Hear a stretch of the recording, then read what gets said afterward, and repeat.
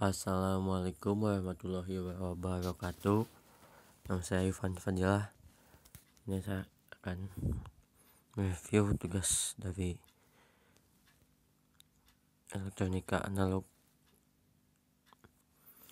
tentang dioda, dasar semikonduktor dan dioda. Semikonduktor bahan yang memiliki nilai hambatan jenis Rho antara konduktor dan isolator, yakni sebesar 10⁻⁶ sampai 10⁻⁴ ohm meter.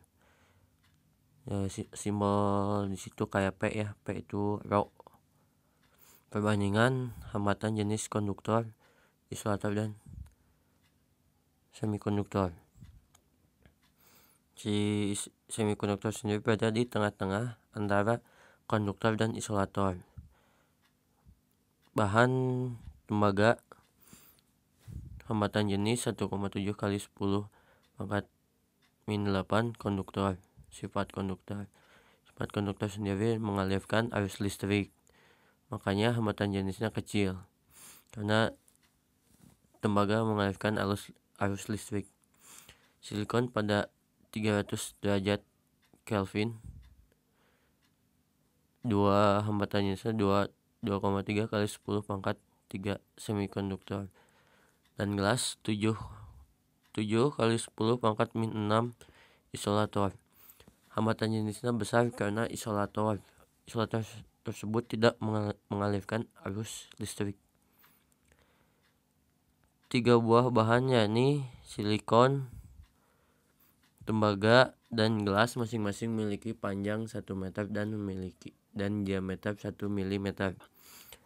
Jika pada kedua ujung bahan tersebut terpasang tegangan 10 volt, tentukan besaran arus yang lewat masing-masing bahan tersebut. Jawab. Hitung dulu F dengan rumus. Hambatan di hambatan jenis tembaga, silikon, gelas dikali panjang bahan dibagi luas penampung A atau luas penampung sama dengan V kali R kuadrat. R di sini dan R sama dengan D dibagi 2. R di sini jari-jari dan D-nya itu diameter. Selanjutnya hitung I atau arus untuk masing-masing bahan dengan rumus I sama dengan V dibagi V dibagi R. Bisa kita lihat tembaga, silikon, gelas di sini dengan masukan 10 volt menghasilkan I sama dengan 0,46 dikali 10,10 pangkat 3 ampere untuk tembaga.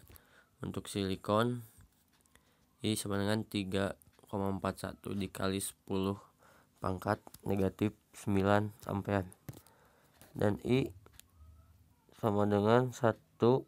I untuk di gelas 1,12 dikali 10 pangkat negatif 12 ampere. Perhatikan arus yang mengalir pada bahan-bahan tersebut dari yang terbesar adalah konduktor tembaga, karena konduktor seperti yang tadi dibilang, konduktor itu mengalirkan arus listrik dan si isolator tidak mengalirkan listrik.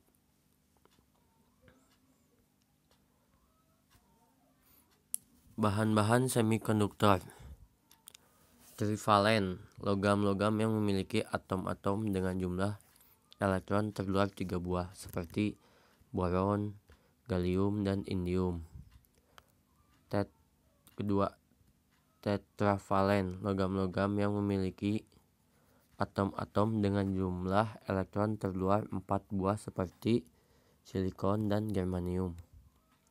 Pentavalen, logam-logam yang memiliki atom-atom dengan jumlah elektron terluar 5 buah seperti fosfor, arsenicum, dan antinom. tabel periodik semikonduktor. Di golongan 3 terdapat boron, aluminium, dan gallium dan indium. Golongan 4 ada karbon, silikon, germanium, dan tin. Golongan 5 nitrogen, fosfor, arsenetis, dan antimoni. Bahan-bahan semikonduktor. Bahan yang paling banyak digunakan adalah silikon dan germanium. Si dan Ge itu silikon dan Ge germanium. Nah, bisa kita lihat di tabel periodik di atas. Germanium memiliki simbol Ge dan silikon memiliki simbol Si. Jumlah elektron Si 14 buah. Jumlah elektron Ge 32 buah. Di tabel periodik ada. Jumlah elektron valensi elektron terluar Si maupun Ge masing-masing 4 buah. Karena silikon dan germanium berada di golongan 4. Jenis ikatan kovalen. Jenis semikonduktor intrinsik. Semikonduktor intrinsik merupakan semikonduktor murni dan tidak cacat, contoh silikon murni. Nah, untuk contoh silikon murni digambarkan 3 dimensi, visualisasinya 3 dimensi seperti gambar di sini.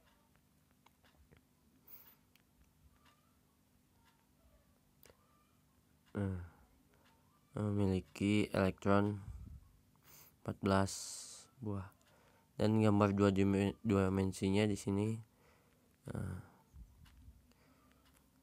Elektron valensinya itu yang titik hitam dengan 4 golongan plus 4 itu karena si silikon murni berada di golongan keempat. Struktur kristal Si pengulangan secara teratur satuan sel 3 dimensi berbentuk tetrahedral. Semikonduktor intrinsik pada suhu yang sangat rendah. Semua elektron berada pada ikatan kovalen. Tak ada elektron bebas atau tak ada pembawa muatan sehingga bersifat sebagai isolator. Jadi tidak ada si elektron tersebut yang ada di luar. Elektron yang titik hitam seperti gambar di visualisasi 2 dimensi ini. Tidak ada yang di luar, semuanya di dalam. Semikonduktor intrinsik pada suhu kamar. Agitasi thermal penyebab beberapa elektron valensi keluar dari ikatan kovalen menjadi elektron bebas sebagai pembawa muatan negatif. Munculnya elektron bebas diikuti dengan pembentukan hole atau lubang sebagai pembawa muatan positif. Peristiwa tersebut pembangkitan generator. Peristiwanya disebut pembangkitan generator. Jika dipasang pada beda potensial, terjadi aliran arus sebagai konduktor dengan konduksi rendah. Jadi nilai arusnya itu kecil, sangat rendah atau sangat kecil. Sifat bahan silikon germanium. Nah, di sini sifat-sifat dan nomor atom, berat atom, rapatan, dan lain-lain bisa kita lihat sendiri. Pembawa muatan semikonduktor intrinsik bisa kita lihat. Keadaan semikonduktor intrinsik di sini seperti diibaratkan seperti saklar. Yang sebelah kiri keadaan terbuka dan sebelah kanan tertutup.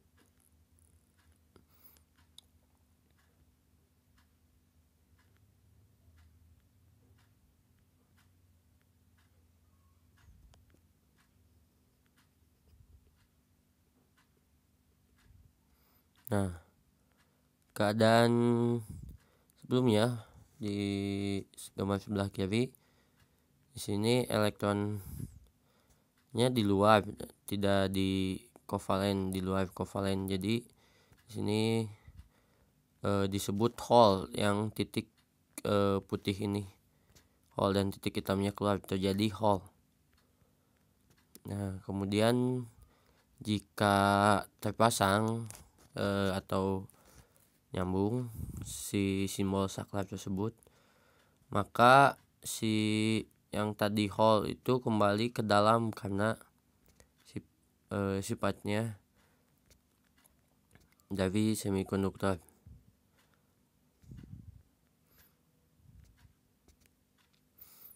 Jenis-jenis semikonduktor ekstrinsik. Semikonduktor ekstrinsik semikonduktor yang memperoleh pengotoran atau penyuntikan doping oleh atom masing-masing. Jadi di sini jenis semikonduktor intrinsik itu tidak murni atau bukan dari bahan alam atau buatan. Nah, sedangkan jenis intrinsik itu murni atau dari alam. Nah, semikonduktor intrinsik jadi ada dua tipe, yaitu tipe N dan tipe P.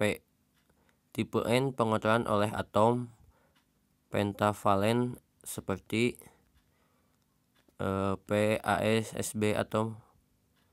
Dua atom pengotorannya disebut atom donor, pembawa muatan elektron. Dan tipe P pengotoran oleh atom trivalen seperti B, Ga, dan IN.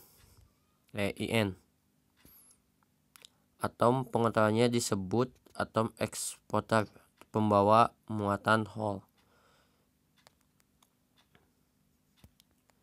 Jenis semikonduktor intrinsik.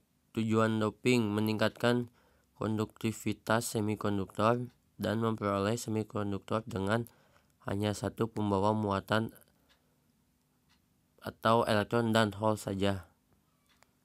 Perbandingan doping. Atom dopan dibagi atom murni 1:10⁻⁸ sampai 10⁸. Dopan adalah atom pengotor. Atom-atom dopan pada semikonduktor tipe N adalah atom-atom pentavalen dan dinamakan atom donor, sedangkan pada semikonduktor tipe P trivalen dinamakan atom akseptor. Semikonduktor tipe N.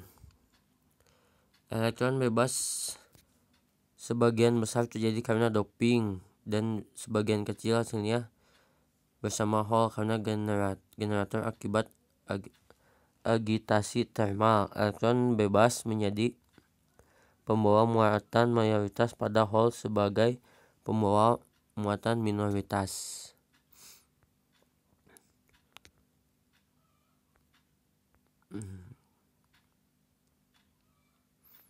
Bisa kita lihat pada gambarnya ada elektron bebas di luar kovalennya. Jadi 5 jadi masuk golongan 5 karena ada elektron bebas yang di luar kovalennya.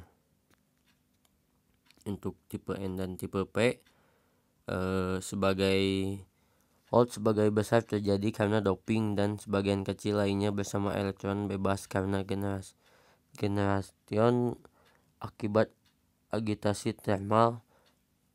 Hole menjadi pembawa muatan mayoritas dan elektron bebas sebagai pembawa muatan minoritas. Terjadi hole atau karena dopingan dari si tipe P tersebut, dari sifat-sifat tipe P tersebut, dan menjadi golongan ketiga karena tidak kosong atau hole.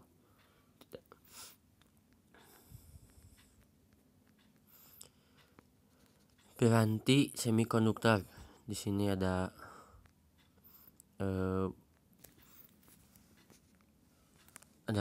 LED, ada IC, ada transistor, dan Yang lain-lainnya masih bisa kita lihat ada dioda. Beberapa jenis piranti semikonduktor: dioda, pertemuan PN, transistor, transistor, IC, dan lain-lain. Kita lihat gambarnya.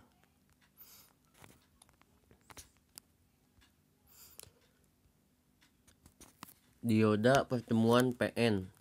Suatu pertemuan PN adalah kristal tunggal semikonduktor yang pada satu sisinya mendapat penyuntikan atom eksporter, pada sisi yang lain mendapatkan penyuntikan atom donor. Pertemuan PN merupakan blok bangunan dasar, basic building block, bagi piranti semikonduktor. Dioda pertemuan PN yang pada kedua sisinya diletakkan logam metabot sehingga terdapat dua ujung logam yang merupakan terminal atau elektrod, yakni anoda pada sisi P dan katoda pada sisi N. Nah, lihat gambarnya. Atom eksporter, doping, kristal tunggal semikonduktor atom, dan atom-atom donor. Doping menjadi kristal tunggal semikonduktor yang menghasilkan tipe P dan tipe N. Yang kayak tadi dijelaskan di atas, ada dua tipe P dan tipe N.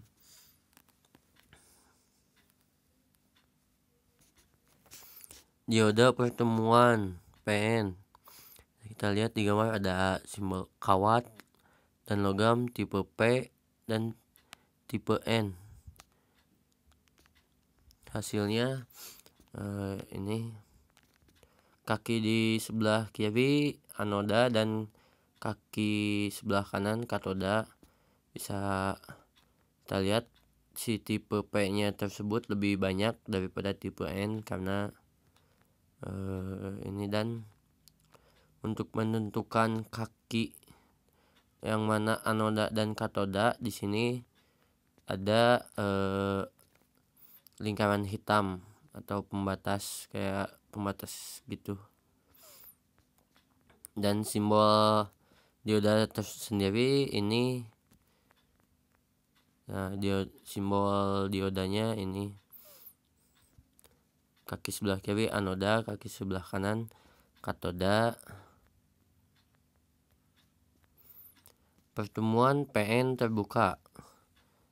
Atom-atom yang mengandung hole dapat digambarkan sebagai ion-ion negatif karena kekurangan elektron, dan atom-atom yang kelebihan elektron sebagai ion positif. Ion-ion eksporter adalah ion-ion negatif dan ion-ion donor adalah ion-ion positif. Nah, jadi jenis P dan atau tipe P dan tipe N disimbolkan tipe P dengan simbol negatif karena hole, dan tipe N positif karena atom-atom kelebihan elektron atau si atomnya kelebihan elektron, sedangkan hole tidak, atau sedangkan hole kekurangan elektron atau tipe P kekurangan elektron. Jadi jika disimbolkan untuk dioda sendiri, jadi ada lapisan kosong dengan saling tarik menarik yang hold ke kanan, dan yang donor atau yang elektron ke kiri, dan di bidang pertemuannya terjadi seperti gambar di tersebut. Pertemuan PN terbuka, lapisan pengosongan. Saat P dan N dipertemukan, terjadi difusi elektron ke arah P dan difusi hole ke arah N, menimbulkan arus difusi ke kanan. Terjadi recombination atau penggabungan di sekitar bidang pertemuan sehingga elektron dan hol lenyap. Di sekitar bidang pertemuan tak terdapat pembawa muatan disebut daerah pengosongan. Tegangan penghalang lenyapnya elektron meninggalkan ion donor, dan lenyapnya hol meninggalkan ion eksporter. Adanya ion positif dan negatif menyebabkan adanya medan listrik sehingga ada tegangan disebut dengan kontak atau tegangan penghalang, barrier potensial, menimbulkan arus drift ke kiri. Karena pertemuan PN ini tersebut, maka pada keseimbangan antara arus drift dengan arus difusi. Ya, yang tadi jadi si ion donor terjadi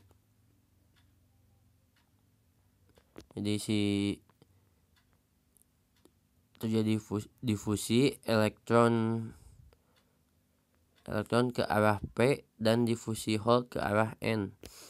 Jadi si hol si jenis P ke arah kanan dan si jenis N ke arah kiri. Terjadi bidang pertemuan atau terjadi di bidang pertemuan, dan jika itu saling melepaskan dan menjadi lapisan pengosongan. Pertemuan PN dengan sikap maju forward bias, adanya VD penyebab arus difusi V gamma, adanya penyebab arus difusi lebih besar dari arus drift. Jika potensial penghalang sebelum diberi V gamma adalah V0, maka potensial penghalang turun menjadi V0 dikurangi VD atau V gamma. Daerah pengosongan menjadi sempit. Nah, jadi pembawa mayoritas punya energi yang cukup untuk melewati potensial penghalang. Hol dari sisi P, pembawa mayoritas, dapat melewati daerah pengosongan menjadi pembawa minoritas di sisi N. Elektron dari sisi N, pembawa mayoritas, dapat melewati daerah pengosongan menjadi pembawa minoritas di sisi P. Jumlah arus dari elektron dan hol merupakan arus total yang lewat dioda.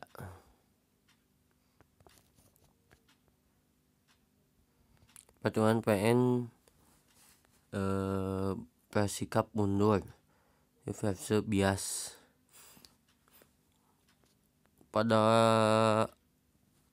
hol sisi P bergerak ke kiri, elektron pada sisi N bergerak ke kanan, daerah pengosongan melebar. Potensial penghalang menjadi V0 tambah VD. Tidak dapat arus lewat di bidang pertemuan. Jadi tidak ada arus yang lewat di bidang pertemuan atau di lapisan kosongnya di gambar tersebut kosong, tidak ada ion negatif atau ion positif. Karena daerah pengosongan pada dasarnya merupakan semikonduktor intrinsik, agitasi thermal dapat menyebabkan terjadinya generasi sehingga muncul pasangan elektron dan hol pada daerah ini.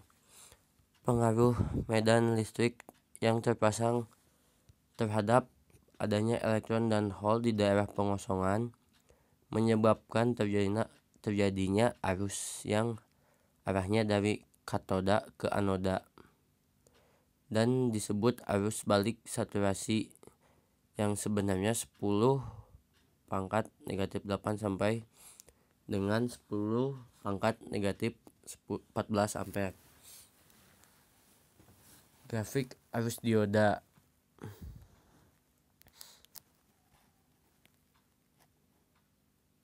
Karakteristik jenar bekerja pada bias negatif. Grafik arus dioda. Nah, jika voltasenya di angka voltasenya kecil atau forward bias, bisa kita lihat si simbolnya ke atas. Dan reverse bias, jika masukan tegangannya tinggi, si dioda ini akan terjadi breakdown atau rusak si diodanya, jadi tidak berfungsi karena tidak sesuai dengan daya tahan si dioda sendiri, karena masukan terlalu besar dan terjadi breakdown.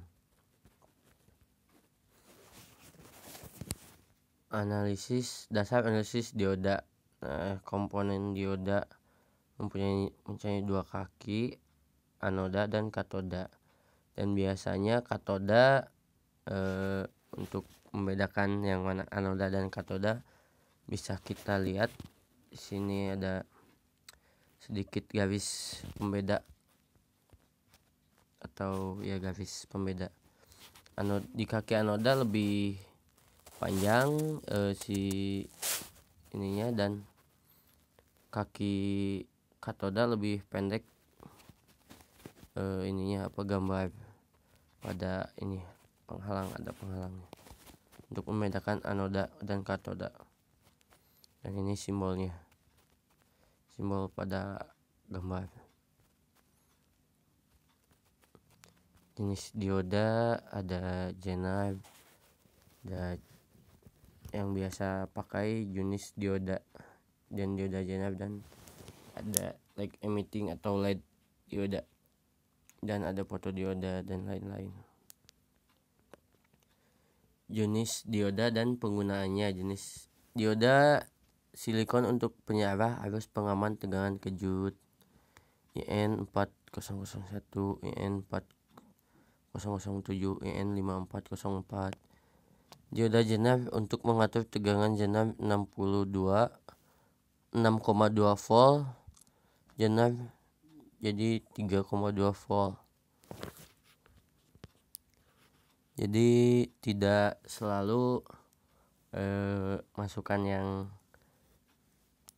yang sama dan menjadi keluaran yang sama juga, tidak selalu. Dioda brick untuk penyarah gelombang penuh pada rangkaian catu daya. Jadi dioda brick untuk penyarah gelombang penuh pada rangkaian catu daya. Krypton pada kendaraan bermotor yang biasa digunakannya. LED light emitting dioda sebagai lampu indikator konversi arus rendah 5 mA, long lifetime 1,5 sampai 3 volt. Rangkaian dioda. Ada rangkaian sederhana dioda. Dari gambar dengan menggunakan hukum tegangan Kirchhoff voltage diperoleh V sama dengan VI dikurangi IRL, dengan RL adalah tahanan beban. Karena adanya dua variabel yang belum diketahui nilainya, yaitu V dan I, diperlukan suatu petunjuk lagi, yaitu karakteristik dioda.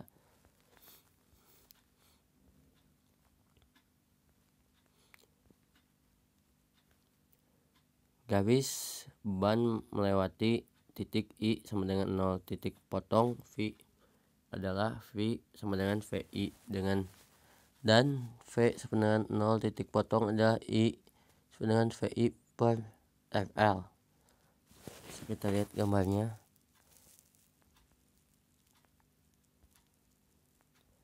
Garis beban melewati I di sini, dan titik potongnya V sama dengan VI, dan V sama dengan 0, titik potongnya adalah I sama dengan VI per RL. Kita lihat titik potongnya ada long line dan statistik curve.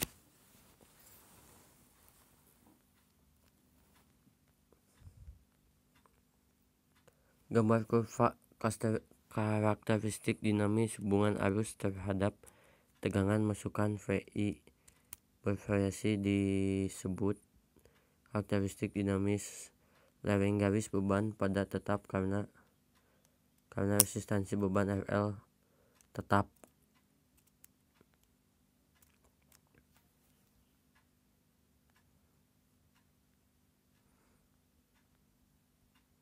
Bisa kita lihat gambarnya. Karena hubungan arus terhadap tegangan masukan VI bervariasi disebut karakteristik dinamis, atau lereng garis beban adalah tetap karena resistansi beban RL itu tetap. Ya, kalau resistansi RL berbeda tidak tetap, jadi tidak tetap karena resistansi RL-nya beda, resistansi bebannya beda. Model dioda pendekatan pertama. Dioda ideal pada keadaan forward bias. Dioda dianggap sebagai saklar tertutup karena hambatan pada dioda dianggap bernilai 0. Pada keadaan reverse bias, dioda dianggap sebagai saklar terbuka karena hambatan pada dioda dianggap bernilai tak terhingga. Bisa kita lihat gambarnya pendekatan 1. Rangkaian forward bias, model forward pendekatan 1, dan bisa kita lihat jikalau memasangkan dengan kaki yang benar, anoda dan katodanya, masukan positifnya melewati anoda dan keluar dari katoda, maka bisa disimbolkan, diibaratkan dioda tersebut dengan saklar terbuka tertutup. Dan rangkaian forward bias reverse bias dengan dioda kebalik. Jadi si masukan inputnya melewati katoda sendiri ada penghalangnya, jadi tidak bisa melewati karena dianggap dengan saklar terbuka atau saklar off, jadi dianggap tak terhingga karena kebalik memasangkan kaki pada dioda tersebut.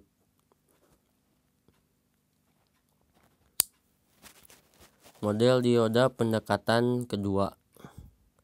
Pada keadaan forward bias, dioda dianggap sebagai sumber tegangan sebesar V gamma untuk silikon dan sama dengan 0,7 volt atau 0,6 volt, dan V gamma untuk germanium sama dengan 0,2 volt atau 0,3 volt. Pada keadaan forward bias, dioda dianggap sebagai saklar terbuka.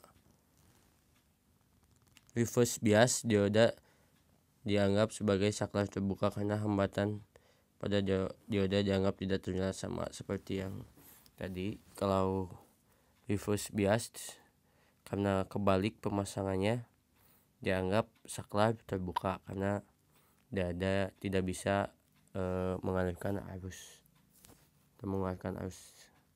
karena sifat dioda itu sebagai penyarah.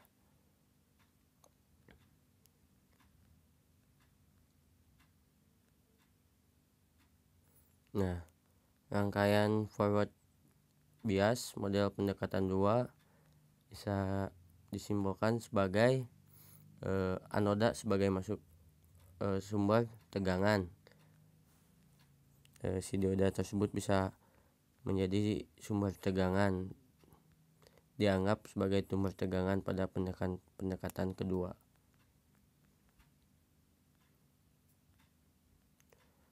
Model dioda pendekatan ketiga. Pada keadaan forward bias, dioda dianggap sebagai sumber tegangan sebesar V gamma untuk silikon 0,7 atau 0,6 volt dan V gamma untuk germanium sama dengan 0,2 volt atau 0,3 volt dengan resistansi forward RF yang terpasang secara seri. RF hambatan. Pada keadaan reverse bias dioda dianggap sebagai reverse bias dioda dianggap sebagai resistansi reverse. Nah, bisa kita lihat pada gambar rangkaian forward bias dan reverse bias model pendekatan 3 yang dianggap forward bias bisa kita anggap sebagai sumber tegangan pada V gamma atau dioda tersebut bisa kita anggap sebagai sumber tegangan pada V gamma dengan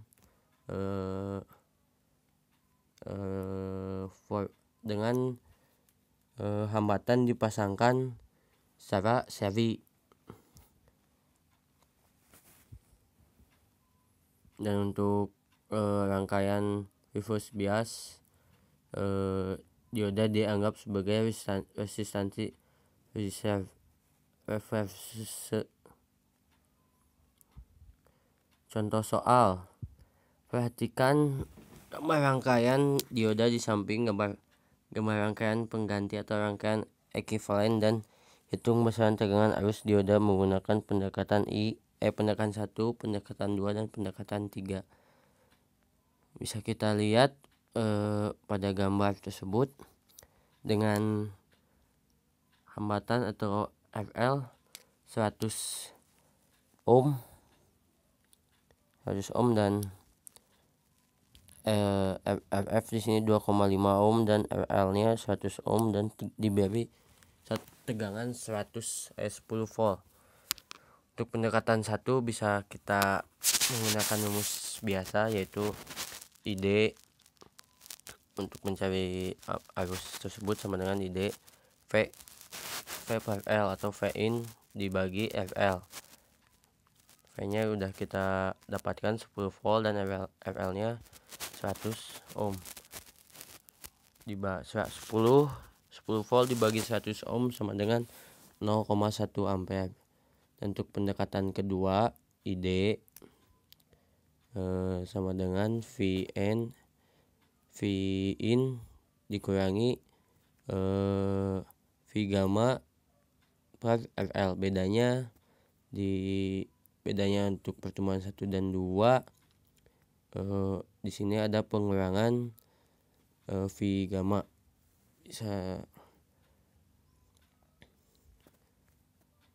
Bisa kita lihat 10 volt dikurang 0,56 volt. Kenapa 0,56 volt?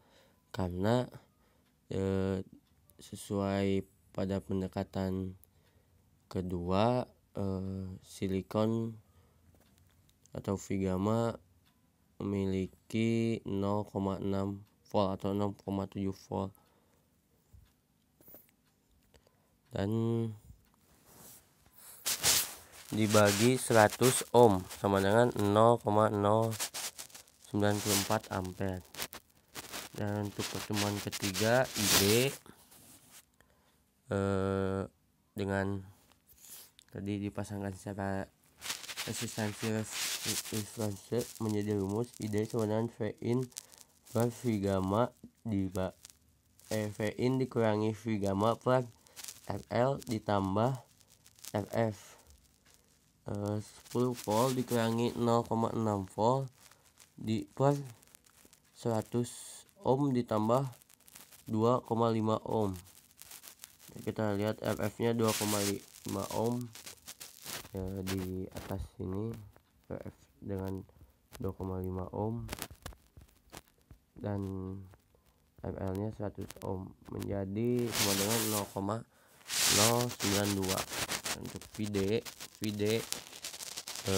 in per V in dikurangi ID dikali FL dengan 10 volt dikurangi 0,092 ampere dikali 100 ohm menjadi 0,8 volt.